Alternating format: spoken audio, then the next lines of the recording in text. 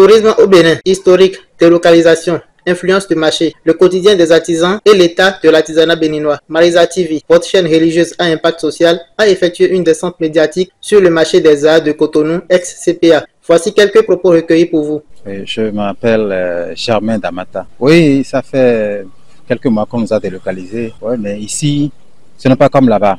Ici, bon, il y a, vous voyez, on est au bord de la voie et tout le monde, on est en vue de tout le monde. Hein, on voit presque tous les clients qui passent, qui viennent au marché. Là-bas, il y en a qui sont devant et il y en a d'autres qui sont derrière. Ceux qui sont derrière n'ont pas la chance d'avoir les clients comme ceux qui sont devant. Aujourd'hui, tout le monde est aligné et même si c'est long, mais on voit quand même tous les clients qui viennent au marché. Même si tous les clients qui viennent au marché ne passent pas dans toutes les boutiques, quand même, c'est mieux que là-bas. Non, la vente, oui, bon, cette vacances, on a quand même eu pas mal de clients. Il y a les Haïtiens qui sont passés. Ce n'est pas comme l'année dernière, pas comme les vacances dernières où il y a eu très peu de clients. Cette année ici, on a eu pas mal de gens qui sont venus nous voir.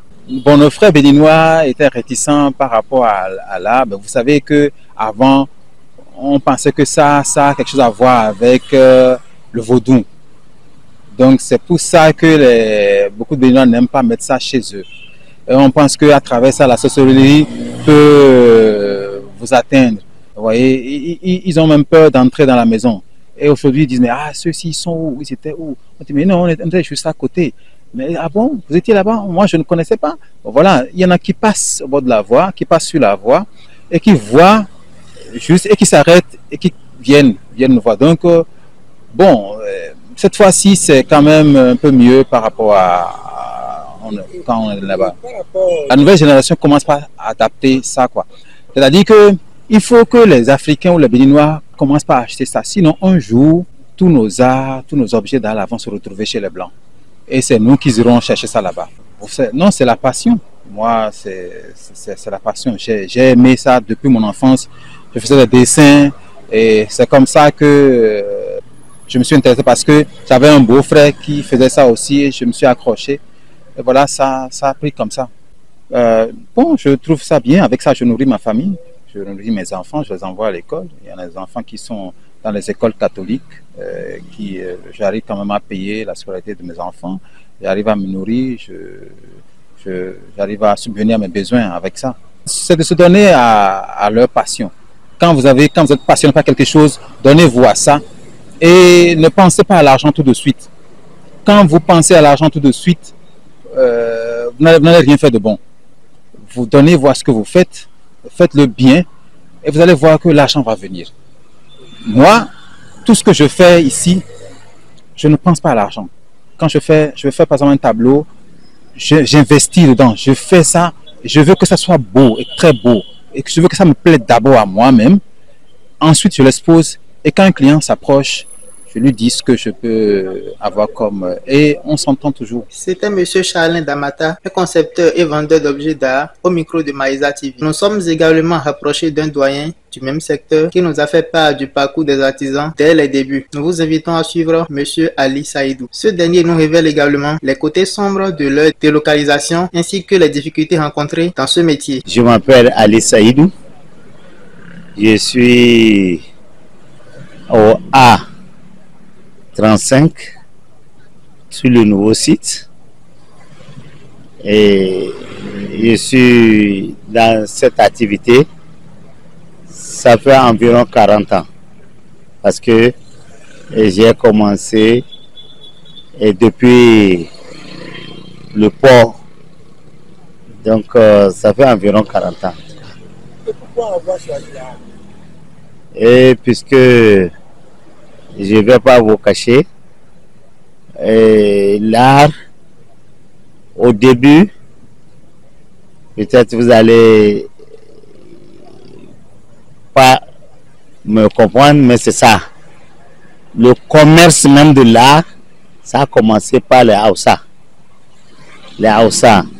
Mais l'art, les Hausa qui vont acheter l'artisanat d'Abomey, de Banamé, un peu partout le Bénin et même en dehors du Bénin.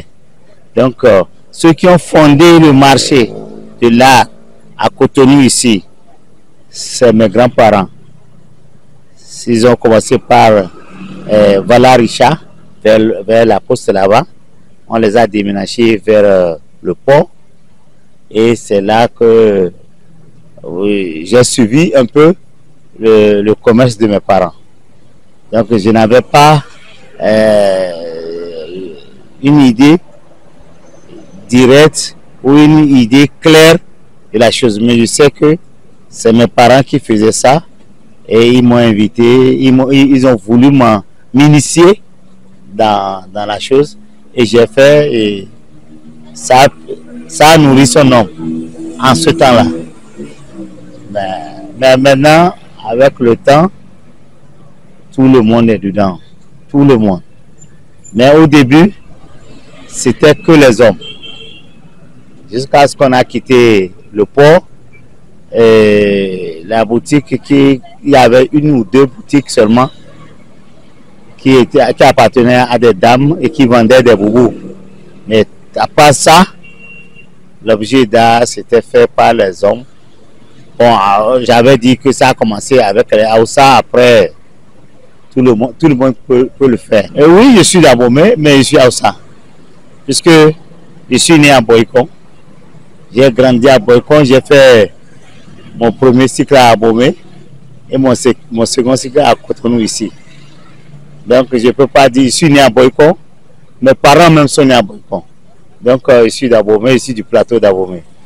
Je parle parfaitement fond. Pourtant je suis Hausa. Et vous savez que islamiquement, il n'est pas permis à un musulman de vendre les statuettes. Mais nous, on est rentré dedans. C'était les statuettes. C'était ça qui nourrissait son nom. Mais avec nous, actuellement, et comme on est plus éclairé islamiquement, beaucoup d'entre nous sont en train de fuir les statues. Maintenant, on fait les boubous, les colliers et un peu tout ce qui concerne l'art, mais pas nécessairement les statues. Vous allez remarquer certaines boutiques, à peine quelques statues, ou bien ils ne vendent même pas.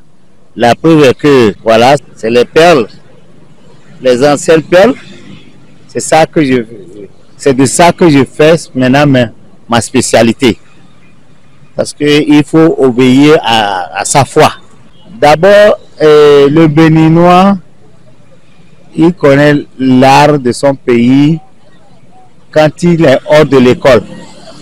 À l'école, il ne connaît pas. Alors que c'est dès le bas âge qu'on inculque l'amour de l'artisanat. Mais nous n'avons pas. Vous visitez nos ministères, vous ne verrez pas des ministères garnis, des objets d'art, tout ça là. Quelques tableaux tapis d'Abomey et autres. Sinon, alors que c'est la promotion même de l'artisanat du Bénin, ça doit commencer par les ministères. Donc c'est ça qui a fait que le Béninois, et il y a encore le niveau de vie. Vous voyez, il y a le niveau de vie. Il y a plusieurs indices qui fait que les Béninois ne s'intéressent pas très souvent à l'art béninois, en particulier à l'art africain en général. Vous voulez que celui qui est à 52 000 vienne acheter un salon d'Abomey qui coûte 250 000, 300 000. Vous voyez, il y a le niveau de vie. Donc je ne le condamne pas. Il y a aussi le goût qui n'est pas inculqué.